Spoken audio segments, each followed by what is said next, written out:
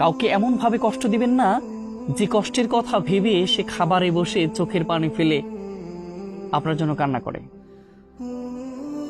এটা কিন্তু আল্লাহর কাছে কবুল হয়ে যাবে। খাবারে খেতে বসেও যারা ফুপিয়ে ফুপিয়ে আপনার কষ্টের কথাগুলো ভেবে কান্না করে, চোখের পানি দিয়ে তার খাবারটা ভিজে ফেলে, এদের দোয়া অবশ্যই কবুল হয়ে যায়, এর অভিশাপগুলো অবশ্যই কবুল হয়ে যায়।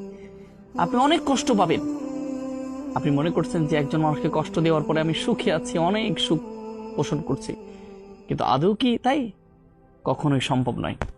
এজন্য আপনি একজন মানুষকে কষ্ট দিচ্ছেন, ঠিক আছে, কষ্ট অতটুকু দেন যতটুকু দিলে আপনি তার সমপরিমাণ কষ্ট নেওয়ার জন্য প্রস্তুত থাকবেন। এই জন্য কখনোই একজন মানুষকে অত কষ্ট দিবেন না যত কষ্ট দিলে সে আল্লাহর কাছে বলে দেয়। আর আল্লাহর কাছে বলে দিলেই কিন্তু একজন অভিশপ্ত ব্যক্তির, একজন কষ্ট পাওয়া ব্যক্তির, একজন ঠকে যাওয়া ব্যক্তির প্রত্যেকটা শ্বাসগুলো আল্লাহর কাছে চলে যায়।